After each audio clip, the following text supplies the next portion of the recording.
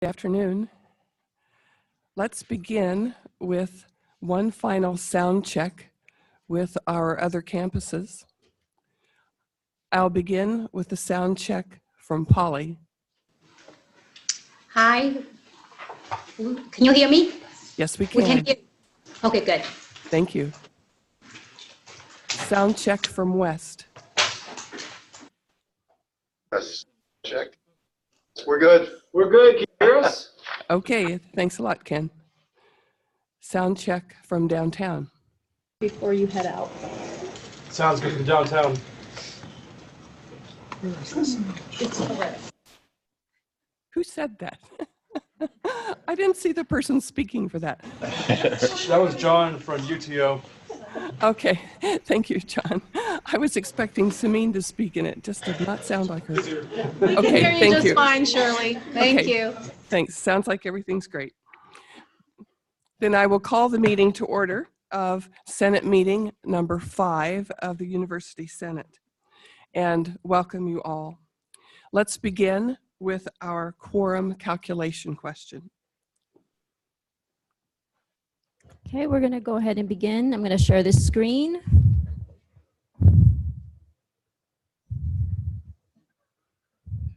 If I can figure it out. Here we go.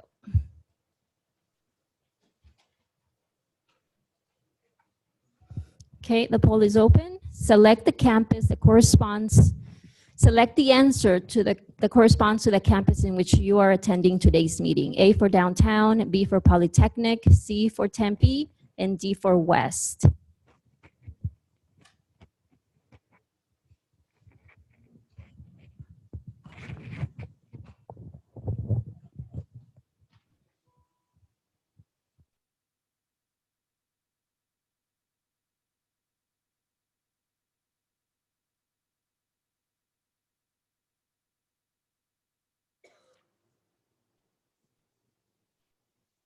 Are we getting responses?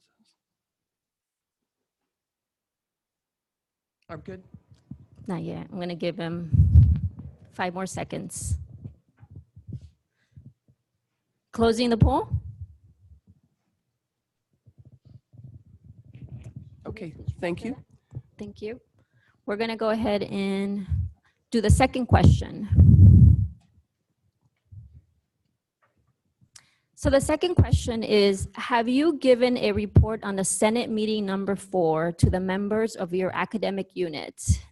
A is yes, I have. B is no, I have not. And C is no, but I will this month since you keep asking me about it.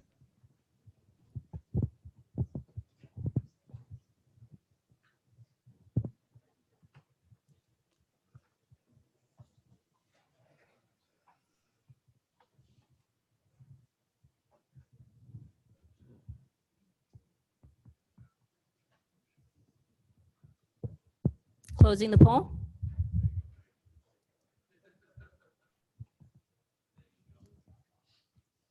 Okay. Shirley. Okay, I think we're making progress on this. Thank you, Maria.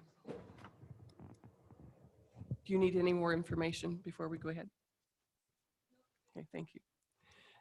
Okay, next is action on our minutes. The minutes have been distributed. Are there any corrections or additions to the minutes?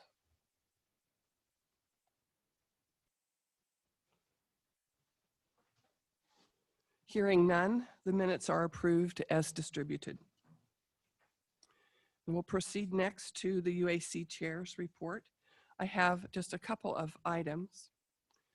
First, before I begin my report, I'm going to ask if we would all observe a few moments of silence in remembrance of Jennifer Hightower, former Vice Provost, Vice President for Student Affairs, who died recently.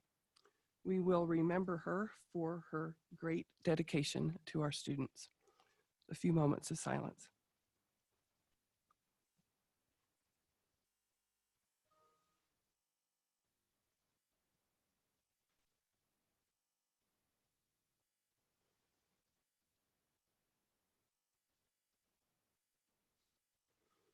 Okay, thank you. I want to remind everyone of our academic assembly meeting tomorrow afternoon. Let me explain a little bit about the program and also remind everyone about the locations. For the Tempe campus, it will be in the Carson Ballroom in Old Main. For the Polytechnic campus, in the Cooley Ballroom in the Student Union. Downtown campus at 8 Arizona PBS Studio, Cronkite Building. And on the West campus, the La Sala Ballroom in the University Center building. You have until the end of today to RSVP, so please do that. I sent around the link for that yesterday. We'll begin with a reception at 2:30, and at 3, we will have our academic assembly will begin. The main feature of the academic assembly is remarks from President Crow with an opportunity for question and answer following. That assembly meeting will last for 30 minutes, and it will be followed by the induction of our 2019 President's Professors. And it will close with a reception that lasts until 4. Begins at 4 and lasts, I guess, until everything's gone. Everything and everyone is gone. So please plan to attend. And again, if you have not yet RSVP, do that.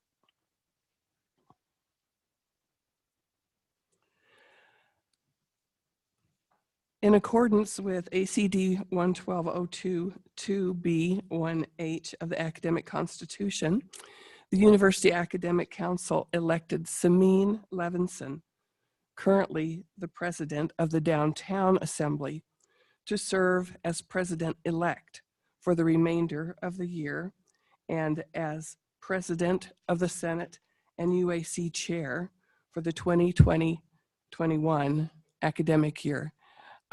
Sameen, I want to say right now, thanks again for your willingness to serve in this role. And if you would speak up so everyone can see you and hear you. Thank you very much, Shirley. I'm looking forward to serving in that role for the next academic year and hopefully continuing to work with many of you. Thank you, Sameen.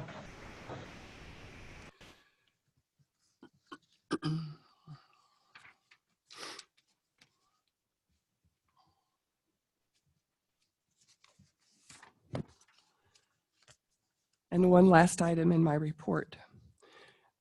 Many of you will remember Pam Hoyle, who was the administrative specialist who served the Senate for many years up until around last March or April. We've heard from, when she had to go on medical leave, we've heard from Pam, and she asked if I would share this news with her, with you all. I had planned to go to the Senate meeting today, but have had an unexpected change of schedule and have also had an annual employee appreciation barbecue at West Campus. I'm sorry, I'm reading the wrong thing.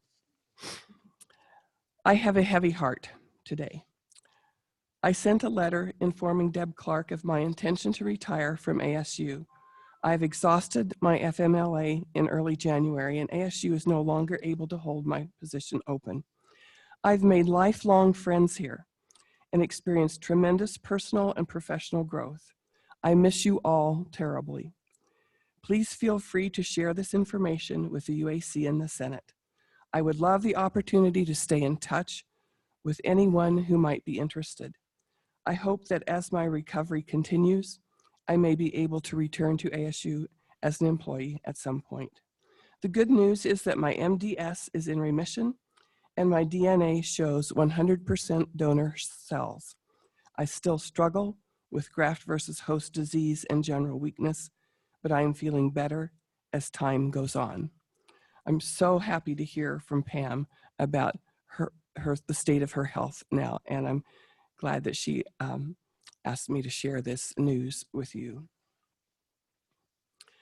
That is the end of my report as UAC Chair and Senate President. I don't believe we have a report from the University Senate, University President today, but we do have a report from the University Provost, and I'll ask Provost Mark Searle to come to the podium. Thank you for the opportunity. There's a couple things I wanted to mention. First is some, wait, not on. For those on the other campuses, there's a couple things that I'd like to mention today. One is, first of all, some good news, and that is that the university's retention continues to hit new marks, thanks in large part to faculty and staff efforts. And so overall, the university's reached 86.7%. For resident Arizonans, it's at 88.7%. And for international students, it's at 93.1%. And so it's a great progress that we're experiencing, and that it really is a tribute to everybody's efforts. I think Mike may mention this tomorrow, but I should tell you as well that the submission to the NSF for our annual HERD rankings for the higher education research program will have us with about $641 million in research expenditures, which will move us up yet again in the status of research institutions, and still an incredibly remarkable achievement given that we have no medical school and no ag school. So that's a fantastic accomplishment. The last thing I wanted to mention was something that may be on everyone's mind, and that is this coronavirus, novel coronavirus as it's called. First, I want to assure you that we are working tirelessly to address this in every way possible, following the guidance from the Centers for Disease Control, the state and county health departments. And so the information we have and the information we've posted on our website, which is getting about 60,000 unique views daily. If you don't have it, we will make sure you get that website because we update that daily with information, and it provides the most up-to-date information about this. The best headline I can point to is actually one that CNN had a couple days ago, which said that there's a deadly virus sweeping the United States. And then the subtext was, it's a flu. And this is not to diminish our commitment to addressing this, but to give you some context, that almost 10,000 people have died this year from the flu. Hundreds of thousands of people have been ill, and many thousands have been hospitalized. And so the advice on the coronavirus is exactly the same. Wash your hands. Wash your hands to the tune of the ABC song, by the way, because that's about the right length of time, the microbiologists tell me. But it's that, or use the sanitizers, because the spread is primarily through person-to-person contact, sneezing, coughing, those kinds of things. So cough into your arm, do the normal protections you would do for the flu. And the question about masks, the health department tells us pointedly that the masks are for people who are sick, not for people who are not. And what we would like is everybody's forbearance.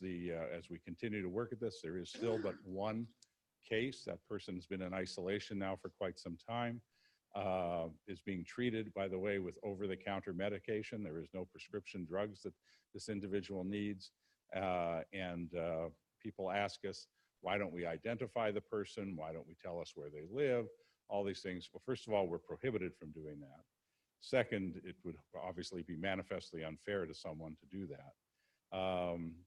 But what you have to know is that it is the same precautions that you would have for the flu, and it's very important people take those precautions. We continue to monitor it. We continue to monitor everybody who came in contact with this individual. We've had numerous people tested who were in contact, none of whom have come back positive. So that is a very good sign that this, right at this moment, is very limited. Needless to say, this changes on a regular basis, and that's why we have the website to update people. And if you have questions, don't hesitate to send me a question. The one thing I do want to speak to that was most disconcerting was I learned today about a faculty member who told a student of Asian origin not to come to class and to go home for 2 weeks. Now, this xenophobia is the most dangerous part of this disease. First of all, the thought that someone who has the disease couldn't spread it to someone who isn't of the same ethnicity is bizarre. So therefore, only that person was sent home, even though this person had no symptoms, no issues, etc., had not been to China. So what I need from all of you is your help in making sure we tamp down this and that people continue to do business as usual, using the precautions you would use to avoid any virus. And as we all know, there are many viruses out there. In fact, there's many variations of the coronavirus, which we all get, known as the common cold. So it is something that we all need to be mindful of and be respectful of all of our colleagues of Asian descent, especially right now, so that they don't feel singled out or in any way put upon because somebody thinks they are somehow creating or contributing to this problem. It's just unbelievable level of racism that I can't tolerate. So I would ask all of you for your help in that regard. And I'll stop there, and if there's any questions, I'll be glad to answer them. Any questions from Polly? No questions? Any Thank you. questions from West? No questions from West. Any questions from downtown? No questions from downtown. Thank you. None from Tempe. Thank you. Thank you.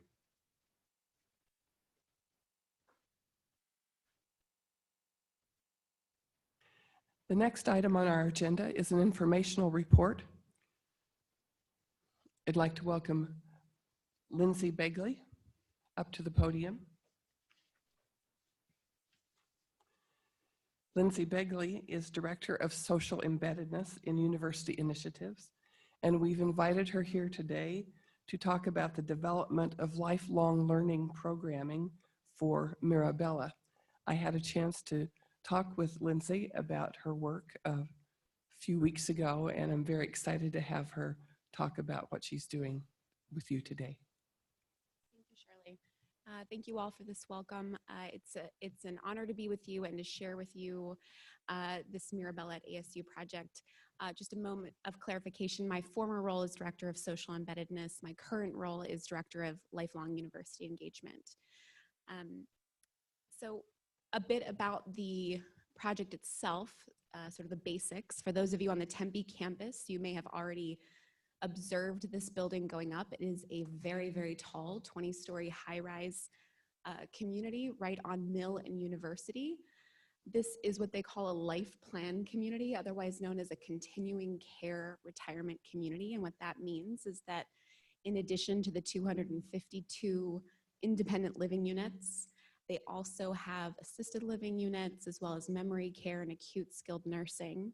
And the idea is that for those who are entering into retirement and anticipate at some point they may experience a health or medical event, by being already a member of such a community, they benefit from having peace of mind that they'll have the level of care that they need for that medical event. So for example, a couple, maybe one person, that couple breaks a hip, or something like that. Instead of recovering 20 miles away, they can recover in close proximity to their partner, just 3 floors down within the same building.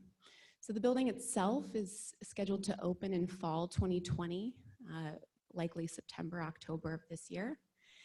And it is jointly owned between enterprise partners, specifically University Realty and also Pacific Retirement Services, which is a 501c3 owner-operator.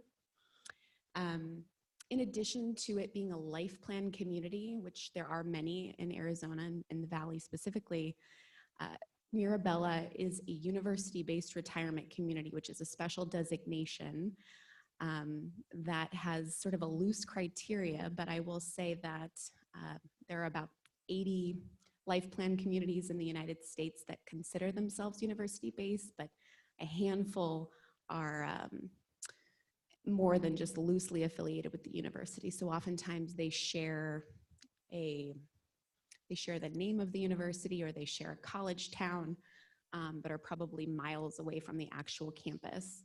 In contrast, you'll notice that this particular community is right on campus, right at the gateway of our Tempe campus. And So it's aimed at being deeply immersed and integrated into our campus community. And I'll also mention, as a condition of entry into the Life Plan community, you have to be a certain age or meet a certain age minimum and also a certain health requirement. So in addition to this being a real estate feat, Mirabella is also intended to be a demonstration of President Crow's vision for universal learning.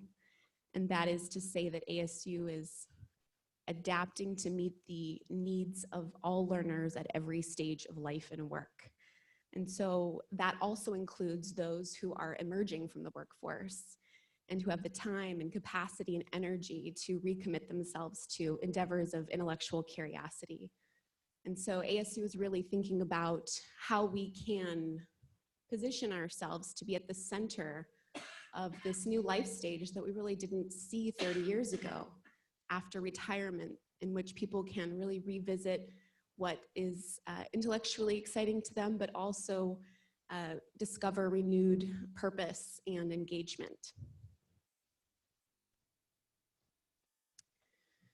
So as I mentioned, university-based retirement communities are not a new thing, but if you look at the landscape of UBRCs, none aim to be at this level of immersion and integration that Mirabella at ASU is designed to do. So what we're looking at is the opportunity to emerge as a leader among university-based retirement communities. And that means here at ASU, full campus immersion, a vision for integrating Mirabella residents into our campus communities as learners, but also as contributors to ASU's mission. We also envision providing a variety of learning pathways for them, knowing that this particular consumer is famously misunderstood and that we have a lot to learn about how people want to learn and engage at this time of their lives. We're offering a variety of ways to engage and learn in hopes of discovering new insights about how to adapt to the needs of this learner.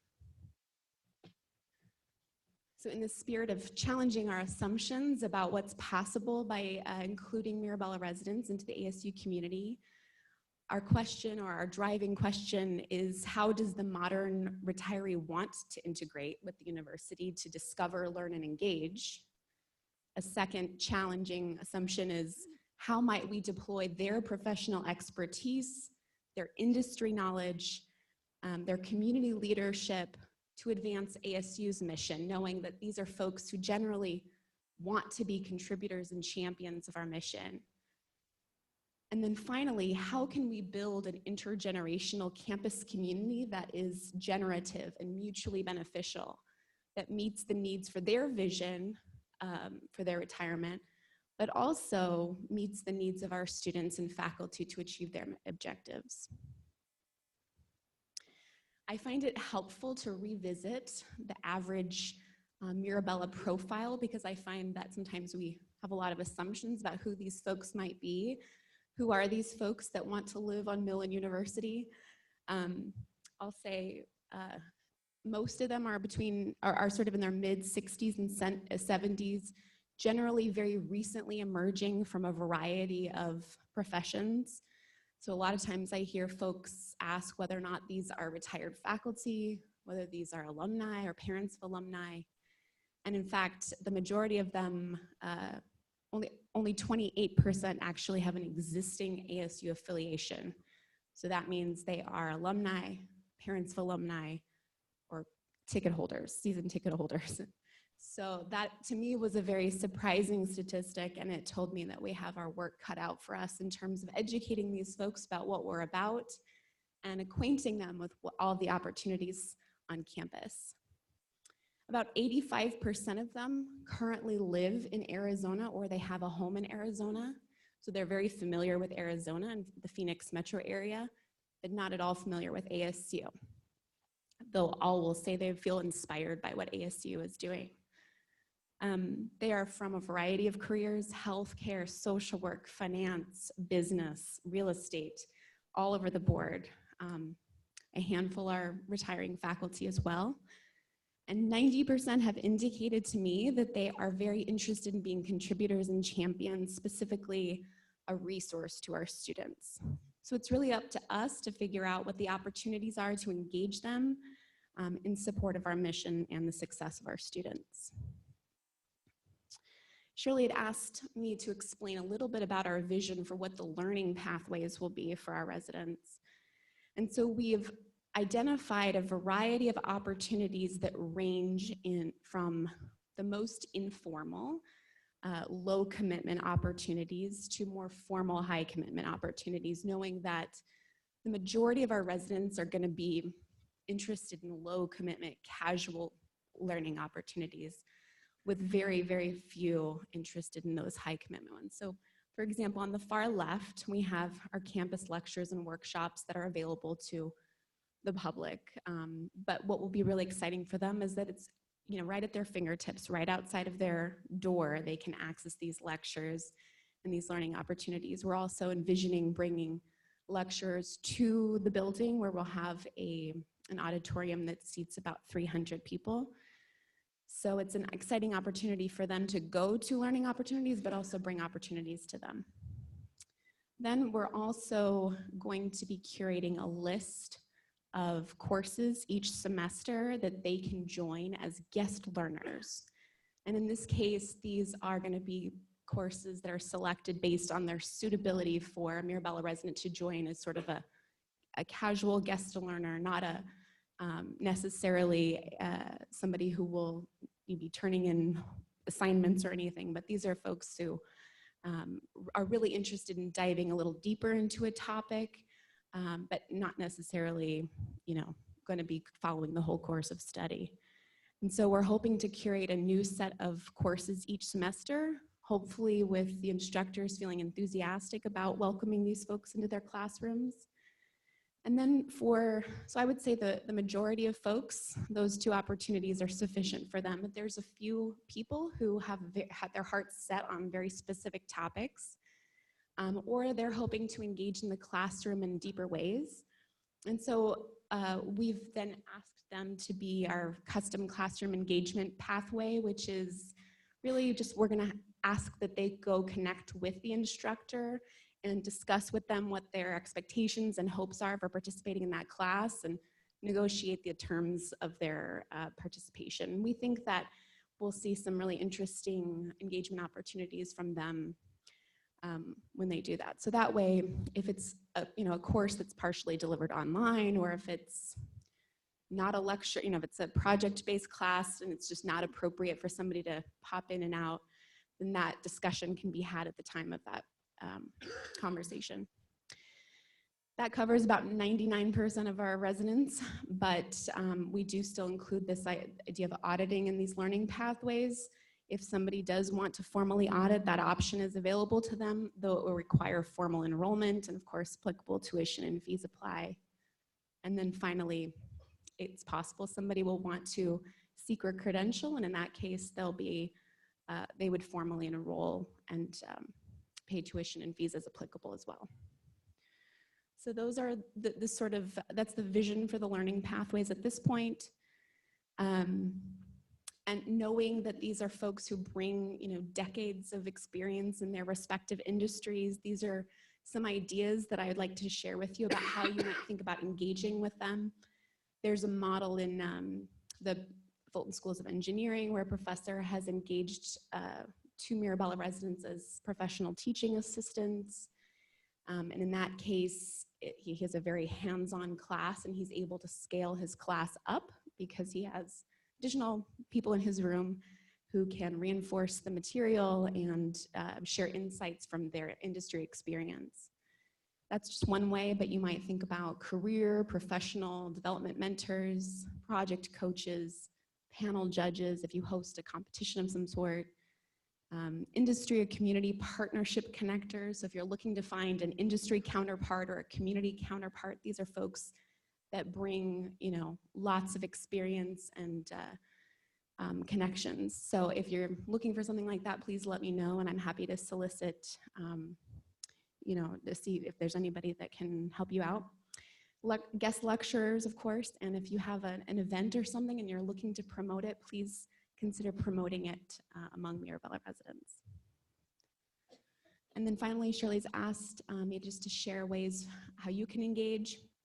So in addition to letting your dean know if you've got a class that you think is particularly suitable to invite Mirabella residents to join, you might also consider hosting us on a campus site tour. I've been taking small groups around campus to show them destinations of interest, to kind of get them acquainted to where they are, get their bearings, and start seeing who's really interested in plugging in where.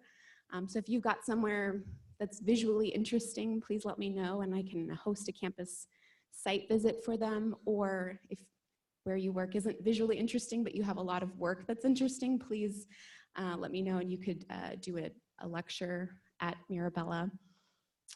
Also looking for faculty consultants as I develop resident orientation materials that would help them understand our culture, understand how to navigate conversations with faculty, how to really navigate the classrooms of today. Many of them have experiences in universities 40 years ago, and so they're really gonna be on a learning curve at first.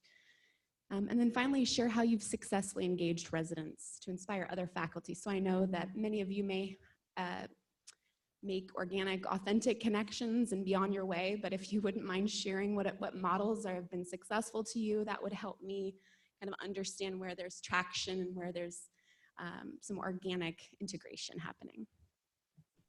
Yeah.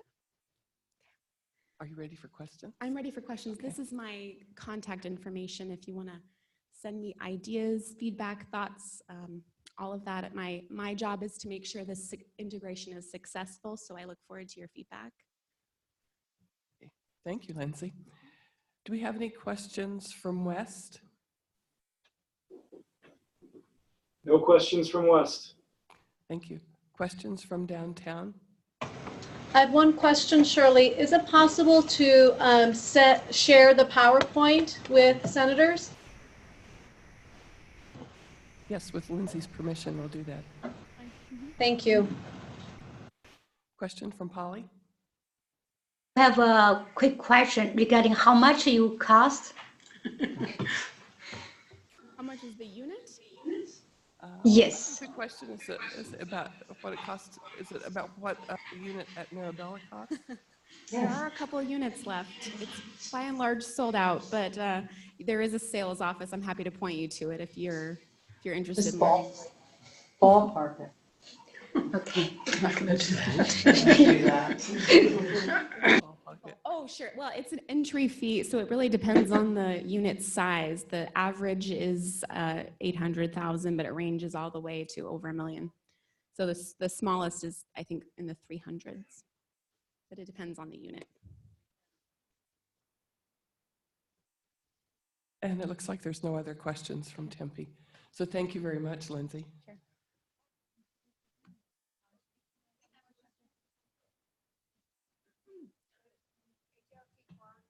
If you please come to the mic if you have a question.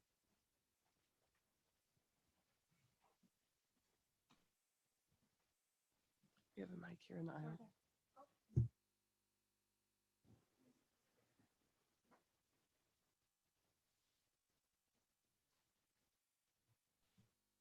H.L. Tiquan from the School of Social Transformation. Would you care to tell us about your plan for affordability, given that most of us probably won't be qualified? Well, I appreciate the implication that this is an exciting opportunity for, faculty retirees, and I think, the premise here is this is just a foray into the future of university-based retirement opportunities.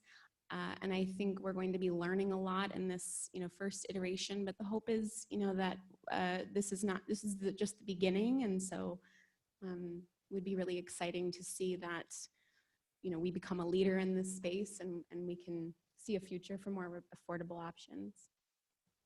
Thank you for that question. Provost Searle? I just want to comment, first of all, Lindsay, thanks for the presentation. It was very good. on the cost. It's much more complicated than the numbers that Lindsay's giving you. Most people, what happens is they sell their home, they use that as their entrance fee in, and then they get a portion of the money back, or their estate gets the money back at their demise. A portion is withheld by the company. So it's not as daunting as it sounds, but you also get all your meals. The place has, I think, 4 or 5 restaurants in it, so it's all included in your rate and so forth. So it's I know personally 5 of our colleagues who have bought in, none of whom, by the way, are administrators or anything like that. 2 are emeritus, and 3 are actually current faculty. So we'll see some good colleagues there. Yeah, thank you. Yeah, it's an entry, it's a membership model. It's not you're not buying your unit. Thank you. Any other questions? Okay, thanks again. Great.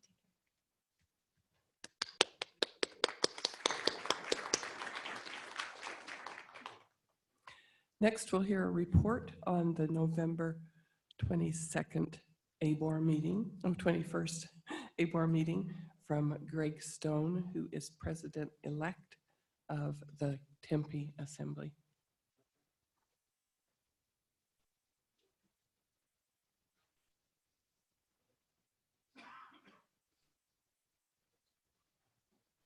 All right, the Board of Regents met November 21st at U of A, and this highlights from that.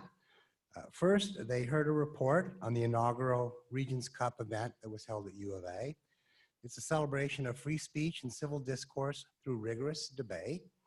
I've provided a website. It's a nice video that talks about this.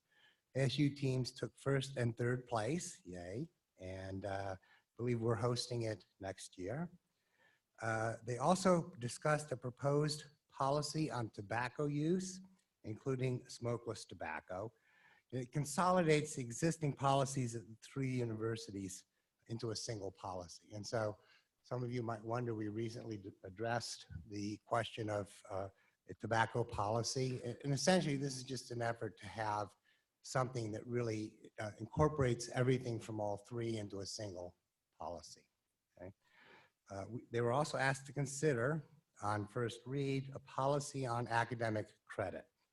And the policy states that the 3 universities should be consistent in determining which AP scores qualify for academic credit, that the type of credit and will be decided by content area experts at each of the universities independently.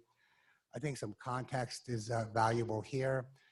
College Board has been lobbying the state legislature to pass a bill that would force us to accept 3s for academic credit on all of their tests for obvious reasons. And I believe that the board really is trying to provide a reasonable proposal, counter proposal.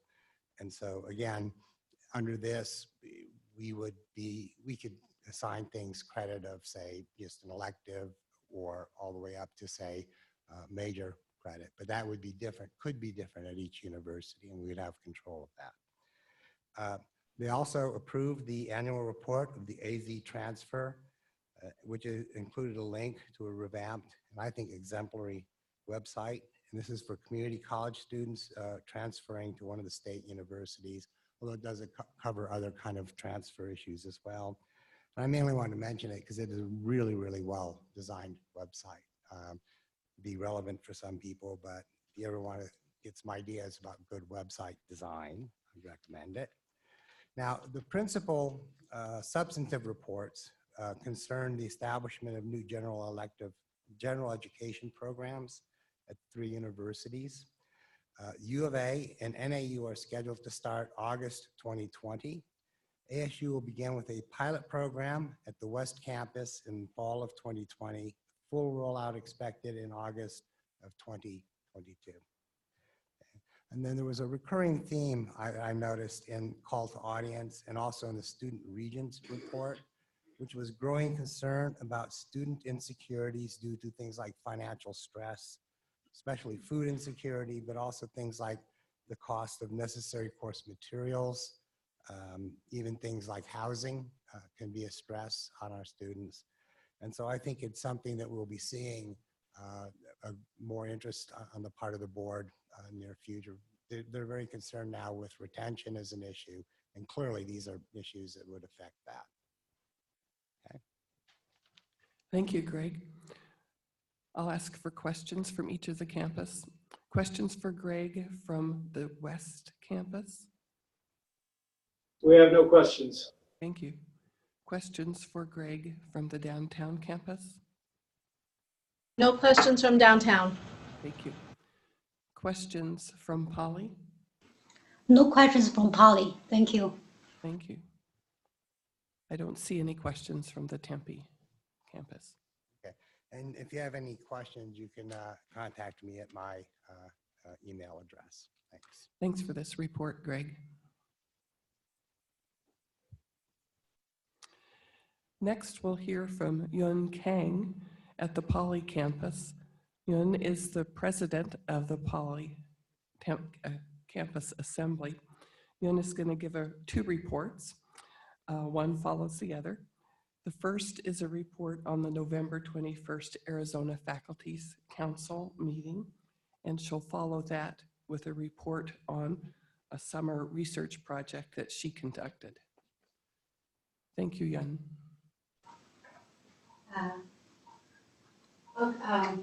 Thank you. So I'm going to provide a brief summary actions we discussed in the November 21st AFC meeting at the University of Arizona during the April meetings. So we have actually five of us attending: me, Sherry, Chris, Penny, Greg, and Sherry. So if you have questions, you can ask them. All right, so the first thing I think we have Mark actually met with us, and then so he provide us history and context of the issues and matters that have the region's attention. So this gives us a better understanding how the things work between the A boards and then our universities and how the issues has been discussed. And then we also discuss the region's interest in additional discussions of the way in terms of how we measure the success of online programs.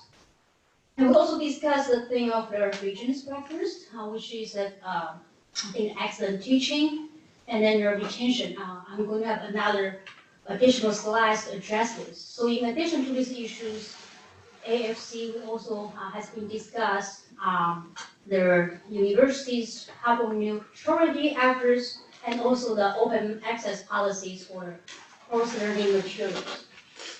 Next slide, please. So yeah, this is the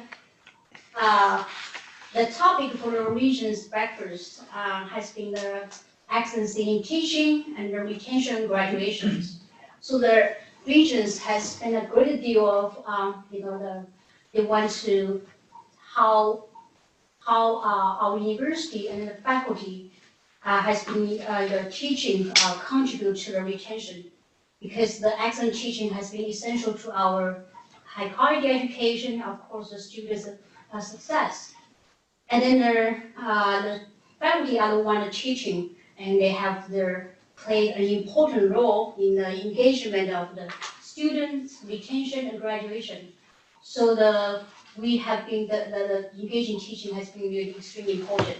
So actually, I attended the breakfast last time, so I had an opportunity during my table. I think the chair of the regions, he particularly specifically saying he's really want to know as a teaching faculty what kind of activities, what kind of programs will be implemented to help in the first year freshmen the retention and how they can be successful for to the next year. So one thing I really want to mention is actually he's really impressive of ASU. We have this adaptive learning, and also here in those many programs we have been implemented at ASU. Actually during the table he has been asking say other universities should follow up and they should learn from ASU. So I'm very proud of ASU. So okay, so related to this topic, so I'm going to have a brief report of my summer project. So next page, please. So this is the last summer project. I would like to thank you in Nancy, Gabby Clark, Popo's office, and Sherry, and also my dean has been really supportive for this project. So next slide. So motivation, I want to know why we interested in this project, right? This, of course, in our states, we have been ongoing crisis about the demanding of the trained workers in the STEM field. And the next slide. So also the research has been showing actually we have a lot of work to recruit students go to the STEM field and also maintain them in the STEM field. So our ASU actually has been doing a good job. But we want to, for example, I think our goal is we want to improve our the freshmen the retention to put it at 90%. And then so this project I try to use my own background mathematical modeling to try to see what kind of strategy or what kind of things we could do. Hopefully we can maintain and improve even more. Now maybe not only in STEM, also of our subjects. Next slide. Okay, so we also try to kind of combine the project and the model with the data. So here is actually also one of my, I think, the take-home message when I'm doing this project. So as you know, I mentioned the importance of this project, but also this is actually the reflections of the importance of this the retention graduation rate of STEM field. This is actually the snapshots of many project research has been supported by NASF and NIH. And these are projects, ongoing projects at ASU. So this is kind of about, I think, emphasize about the Phoenix College, community college, and then how they collaborate with ASU to develop different programs, and then to the activity to helping students to maintain or retention in STEM. So this is actually make me, thinking our poly have our unique environment, and we actually are ongoing to try to obtain research fundings also to to helping developing the pathways for maintaining or recruitment or retention for STEM at the poly campus. Next slide, please. So I'm going to the outlines. I'm going to give quickly a review of ASU of undergraduate recruitment retention, which we have been doing great. So and I'll try to use the math modeling approach to see what kind of things we can do and what kind of things maybe we can improve more. And then I'll do some kind of applications. So next slide, please. So actually, this is the data I obtained from the AAC regions, all these the resources. You can see comparing to the 3 universities. And then for the undergraduate enrollment has actually been really good. AAC is the best. And then for the STEM also, next slide, please. So this is actually from our AAC website. You can see over the last more than 15 years, in the STEM enrollment, including the data, including minority students, right, the female students, and also the first-time freshmen. You can see over the years has been increasing. And next, and this is the data for the retention. And actually, right now we have 85.5, but I think the provost, he just reported we have a clean use already over 88 something. So we are really doing good, and then so we already achieved the goal in 2025. And next, and also the graduation has been up on 85%. So okay, so but of course we still have a lot of things we could do to improve. So let's assume we have 4 years, and so I'm going to give a kind of model schematic diagram. Next slide, please. So this is, let's assume we have 4 years. You have a freshman, You have the sophomore, and then you have junior and a senior. Of course, this is just, you can extend to any years. I think in the all regions, they are looking at the 6 years graduation rate. So you have recruitment, right, for a freshman. Actually, we have focused a lot of attention on freshmen, R1. And also you have transfer students, R2, R3, and R4. And also you have retention. When we talk retention, we talk about which stage, right? You have different cohorts retentions. So from here, you can, next slide, please. Oh, okay, next one. I'm going to. So we have some kind of analysis. I'm going to skip this one. So basically, let's assume, say, okay, let's say in the 2020 we have graduations, right? But the outcome of this year's graduation successful, the students graduate actually is not based on this year. It's based on the last, let's say, at least 4 years. So we can start from first one is for first year refreshment, right? You have a previous slide, please still stay there. So you have the recruitment for R1, right? No, next one. And then you can see actually the retention rate for each cohort is important. And of course, we have the second year transfers, third year, fourth year transfer. And then you can see all these kind of integral of all these years. And then also you can see the numbers have been repeated, popping up is RG, R33. So basically, this is kind of implication. Next case, please. Next. So you can see, okay, previous one. So the first year is important, which actually we have been doing pretty good. But also there's indicates the last 2 years retention are also important. That list pop up at each cohort.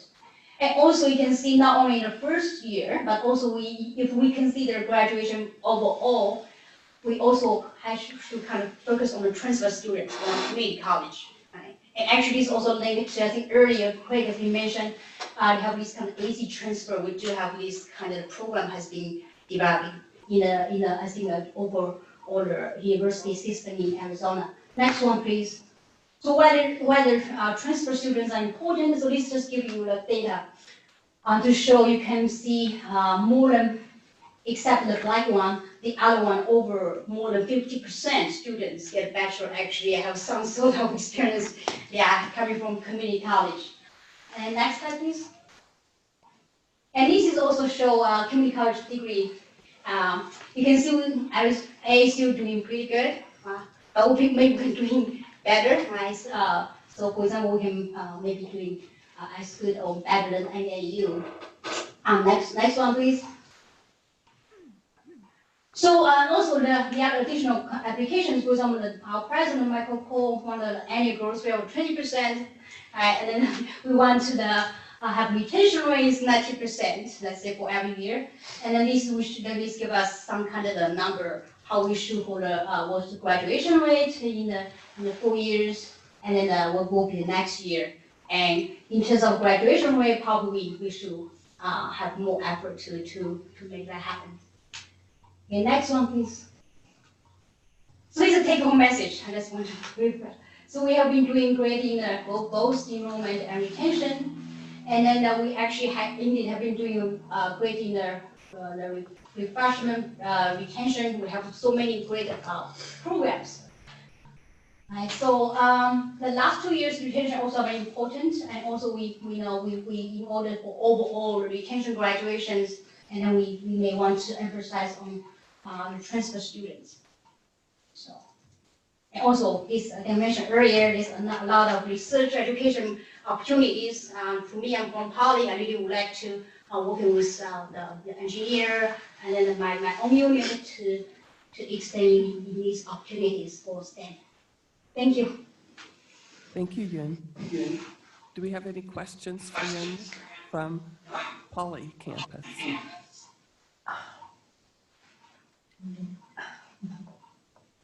No? Any questions from the West campus?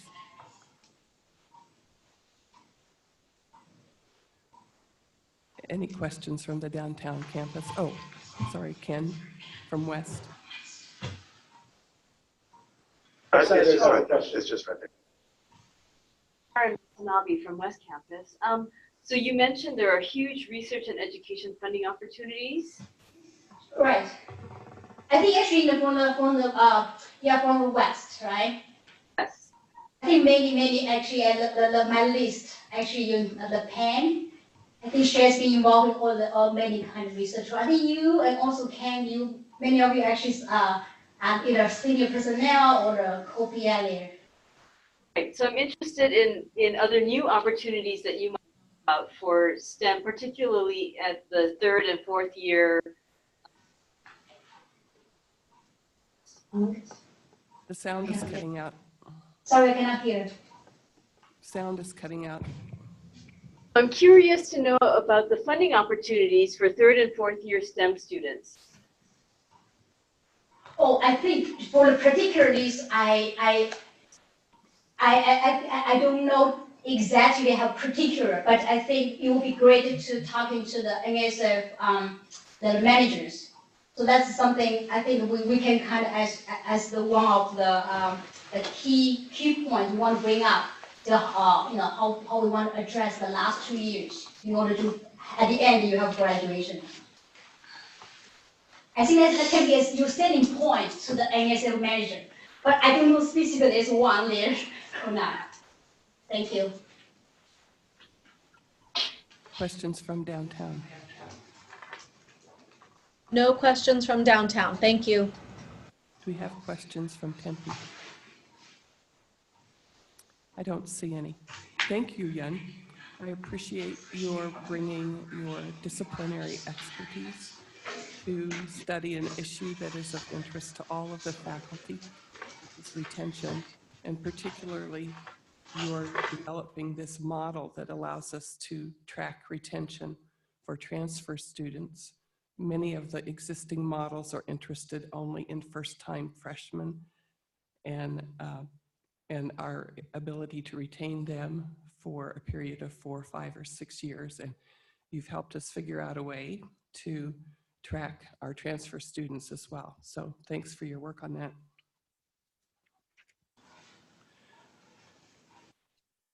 Okay, we're moving now to old business. Our first order of business is Senate Motion 2020-33, a resolution in support of President Crow's statement on free speech. This resolution was postponed from the December meeting to this meeting and brought to the Senate. What? Thank you. Brought to the Senate by the UAC. I'm doing my best. The resolution has been distributed to you. It was part of the agenda packet as an appendix. Because this motion comes from a committee, a second is not necessary, and we can begin discussion and debate. We're going to go according to Robert's Rules of Order. Each senator is allowed to speak twice, the second time only after everyone who has had a chance to speak has spoken on this motion, and is limited to 10 minutes. We will take turns in support and against the resolution so that all voices may be heard. I'm going to ask Joan McGregor, past president of the Tempe Assembly, to come to the microphone and first read the motion so that read the resolution itself so everyone knows exactly what we're talking about. And then she will be the first to speak in support of the motion as a member of the UAC.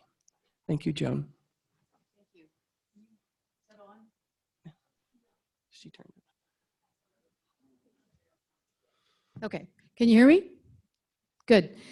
Okay, I'm going to read the resolution first. So this is from the University Academic Council, and so it reads as follows.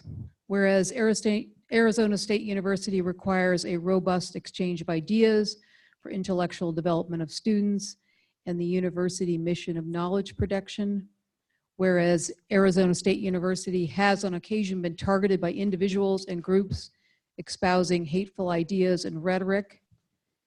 whereas even hateful expressions are protected under the First Amendment of the Constitution and cannot be censored by the university, whereas speech in the form of threats to persons or groups is not protected under the Constitution or university policies, and whereas on November 20th, 2019, Arizona State University President Michael Crow issued via email and subsequently made available online a university-wide statement articulating the university's commitment to protecting individuals' freedom of speech, simultaneously asserting the university is intolerant of all acts and speech that threatens the safety and well-being of individuals and groups in the university community.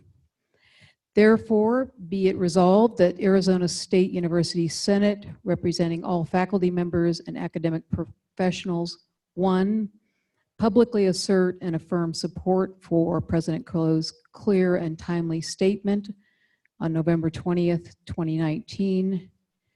2, remains committed to freedom of expression at ASU as demonstrated through their adoption of the Chicago principles related to freedom of expression. And 3, will actively circulate this resolution to all members of the university community, including students, staff, and faculty. And you can read President Crow's statement. I guess it's at his website. So that's the resolution. I wanted to speak to it and our reasons for wanting to make this public support. And I want to foreground, first of all, the times we live in, which are fraught with a lot of sort of dissolution of civil discourse and ability to exchange ideas in civil ways with sort of norms and standards that maybe we're used to, even though we recognize we have a history of excluding many people from that debate. But that's what we're here to do, right? Is to make sure that everybody feels like they're part of the public square and part of the public debate. So, but I also want to acknowledge that we live in really, times where there's a lot of vitriol around from public officials and from other people, the citizens at large. So, and there's a lot of groups out there really wanting to spew hate and denigration of particular groups. And so, that's kind of where we find ourselves. But, and I particularly want to recognize that many of our students are on the targeted end of those hateful expressions and those attempts to make them feel like they're not part of this community. And I'm well aware of that. I mean, I work in this area, teach in this area, and just as a citizen of a democracy that I thought really was inclusive. And I'm very proud of our institution to be put front and center inclusion and diversity as part of who we are. But saying all that seems to me that we also have to stand for what universities are about. And because there's also an attack on truth, there's an attack on facts, there's an attack on scientific method, there's an attack on what constitutes evidence. I mean, that's also out there. And that's what we are. That's how knowledge gets produced, right? Knowledge gets produced by people exchanging ideas and arguing about things, and the people with the best evidence and come out on top. And I think that's what we stand for. That's what knowledge production is about. And that's what we're here to teach our students, right? I mean, those are the values that we stand on. And I think, so I guess what I think is that, we want to support our students, and we want to make sure that they feel like this is a place that they should be and they're welcome, and that, but we also want to give them the tools, right? And those tools is how to fight back, is to fight back with reasons and with arguments and support and good evidence, right? And so I really, think that as a university, we need to stand on speech and debate and knowledge production and truth, right? Every time I hear we live in a post-truth world, I find myself feeling like the ground is falling out underneath me. So I'm a philosopher, and we still believe in truth. even though we're not sure what truth is, but that's okay. Anyway, so I don't see it as inconsistent to support the president's statement and also support that the acknowledgement that there's a lot of hateful rhetoric out there. They like to target universities. We know that, but our job is to give our students support, but also to give them skills, right? And to support them. And so I hope you'll support this resolution to really show the community here, but the community at large in the state and nationally, that we as faculty really still believe in the goals of knowledge production, of truth, and how that moves ahead through robust exchange of ideas. So thank you. Thank you, Joan. As I mentioned, we'll move from speakers in favor of the motion, taking turns with speakers against the motion, if there are any. So I now invite any speakers against the motion. Anyone from downtown to speak against the motion? No one from downtown. Anyone from west to speak against the motion? Nobody from the west. Anyone from Poly to speak against the motion? No. And I see no one at the microphone to speak against the motion here at Tempe. We will allow an opportunity for additional speakers in favor of the motion. Anyone from downtown to speak in favor of the motion? Yes, we do have a speaker from downtown. Hello, everyone. My name's Joe Rusomano. I'm in the Cronkite School of Journalism and Mass Communication, and my teaching and research areas are free speech and free press. And in fact, over the last 3 years, I have focused specifically on the campus, the speech on campus issue. So thank you, by the way, in advance for allowing me to refer to some notes here. I certainly concur with the previous set of comments. Maybe just to add a few things, if I may. First, I think it's important to recognize that what we're considering today is a statement. I don't believe it's meant to supersede any already established policy, whether it's policy on free speech or inclusion. And by the way, inclusion is specifically mentioned in the president's statement. Yes, we know that speech on campus is a very difficult issue where threading the needle is a challenge, and it needs to be balanced against other interests like safety. At the same time, we know that the First Amendment hovers over this entire issue, and that ASU can't and shouldn't institute any policy that violates the First Amendment.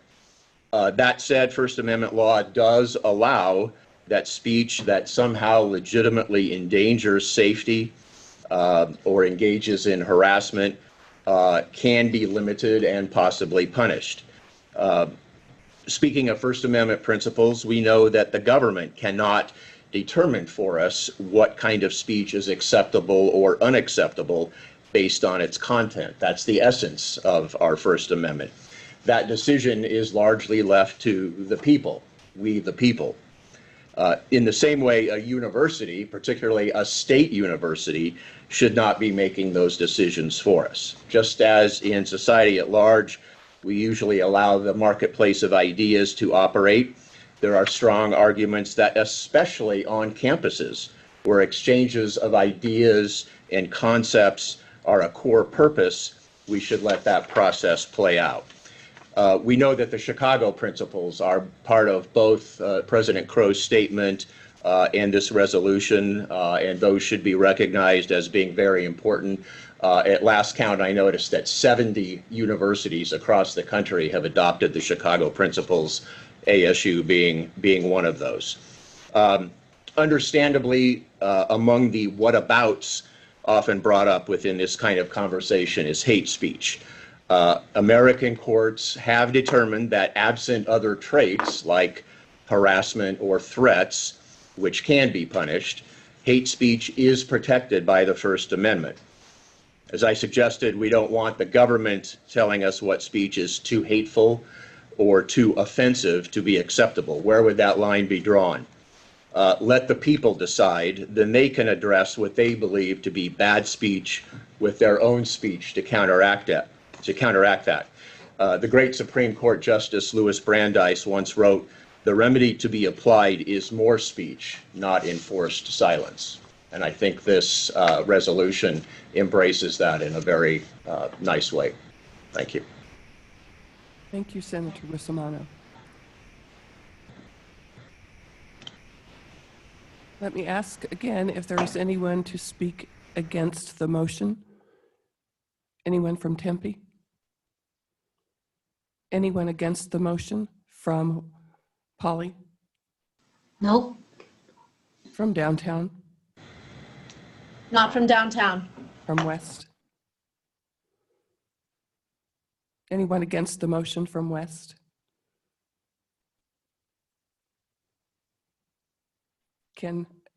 I can't hear you.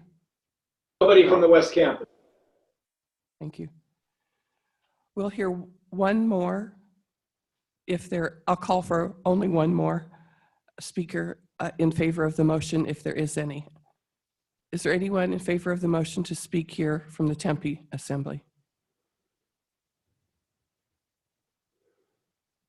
I'm Bob Wood on the faculty at the College of Business, and I very strongly support this motion and have embarrassed by universities who haven't followed in this line, because I think the absolute essence of being a university is being able to take lousy ideas and prove them lousy, rather than shout them down before the person who has these bad ideas has even gotten a chance to speak them. And it's sort of not allowing hateful or bad ideas to be aired. You lack intellectual exercise, and you'll have as much success as a sports team who doesn't do any physical exercise. Thank you. Thank you. Anyone else to speak in favor? Oh, sorry, I said I would not invite any others.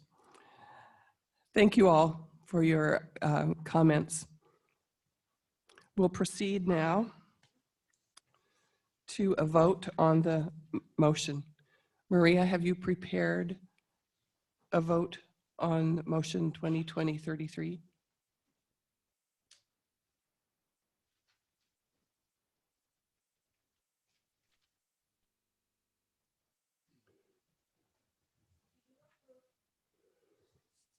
Do you approve motion 2020-33 resolution supporting President Crow's statement of free speech, civil discourse, and student conduct? A for yes, B for no, 3 to abstain.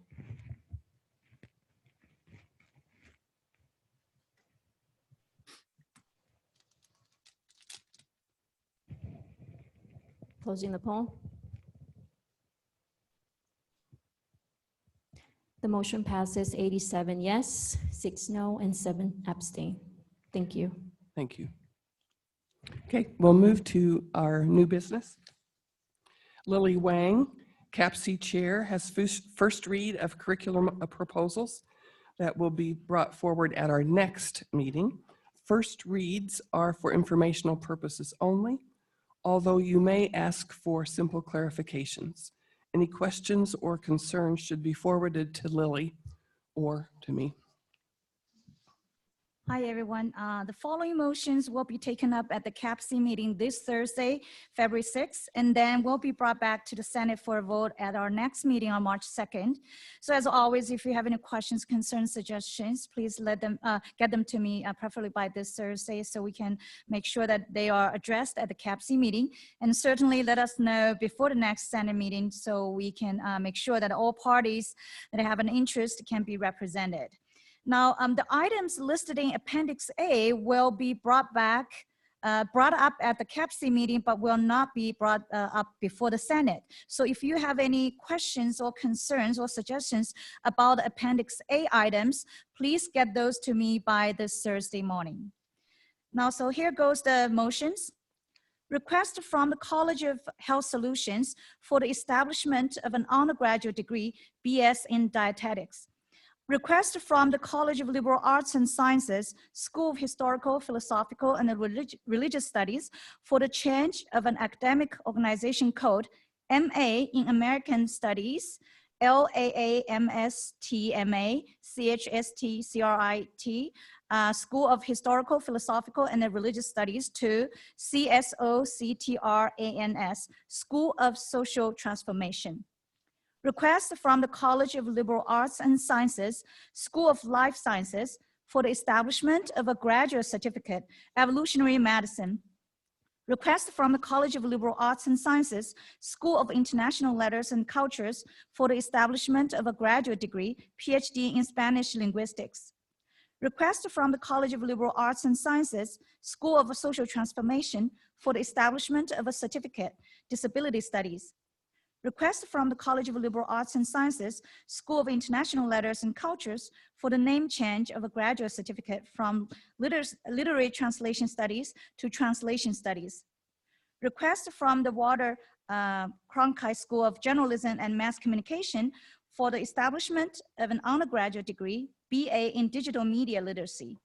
Request from the Essence College of Nursing and Health Innovation for the disestablishment of a graduate certificate, Care Coordination. Request from the Essence College of Nursing and Health Innovation for the disestablishment of a graduate certificate, Nursing Informatics. Request from the Essence College of Nursing and Health Innovation for the disestablishment of a graduate certificate, Patient Safety and Health Quality. Request from the Herberger Institute for Design and the Arts, School of Music for the name change of a graduate degree from MM in Music Education to MM in Music Learning and Teaching. Request from the IRA Fulton Schools of Engineering, School of Biological and Health Systems Engineering for the change of academic organization code, PhD in Biological Design, GCBD, SPHD, CBIOENG, Bioengineering to CUMLTISCI, School for Engineering of Matter, Transport and Engineering, Energy. Request from the Mary Lou Fulton Teachers College, Division of Educational Leadership and Innovation for the name change of a graduate degree from EDD in Educational Administration and Supervision to EDD in Learning Systems Leadership. That's all for the new proposals. Thank you. Good to stay up here, Lily. Okay. Okay, now we will move to second reads and address motions that are second reads. The new course proposals were distributed to you on January 22nd and are presented to you as a consent agenda. Is there a request to remove any course from the consent agenda for further consideration? Any request from West? There's no request from the West. Polly? No request from Polly. Downtown? No request from downtown.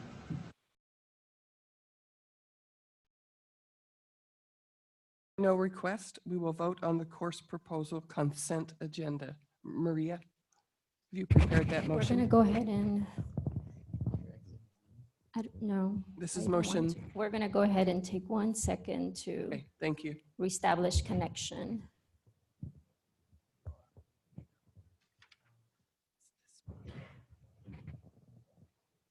Perfect. Okay, we're going to go ahead and the poll is open. Do you approve Senate Motion 2020-35, new course proposed consent agenda?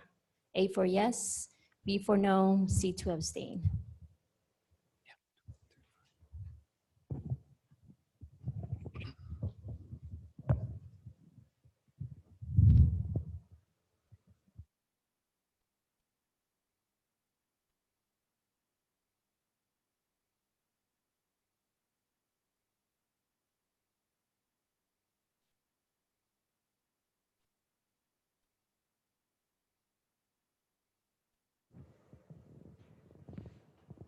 Closing the poll.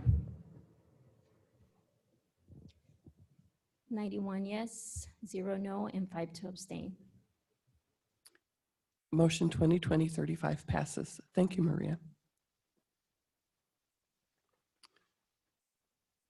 Okay.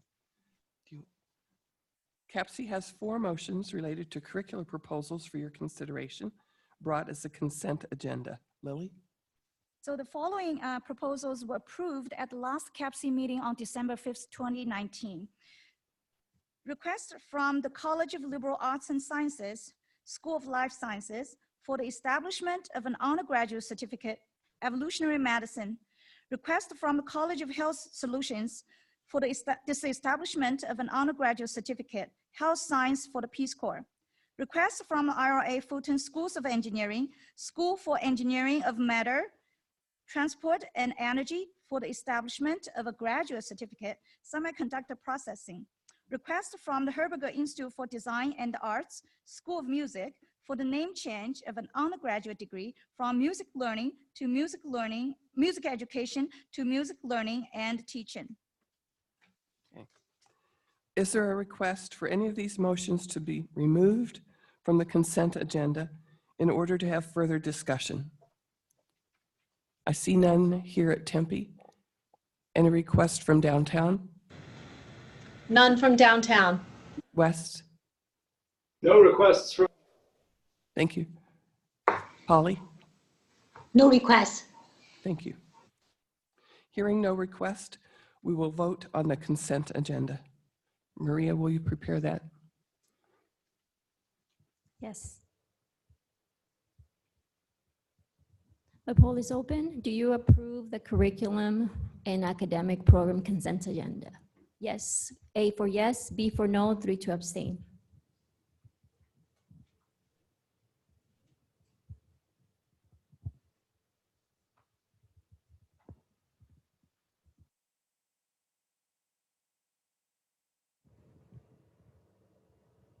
We're closing the poll.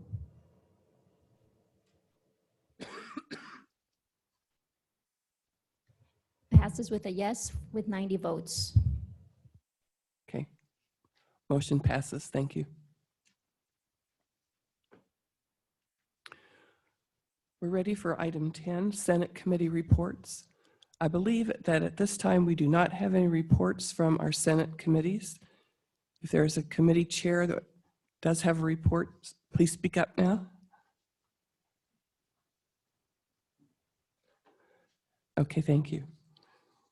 We'll move then to item 11, our open forum. This is a time when senators may ask questions, make statements, or present topics of interest to the Senate. Anyone to speak for open forum? I see someone approaching the microphone here at the Tempe campus. Please identify yourself. Crystal Bryce, the Sanford School. So I had a conversation with one of our faculty members who has some concerns about the use of students' emails and their email addresses, specifically when they email us from a non-ASU email. And so then we went down this rabbit hole of when can we reply, when can't reply.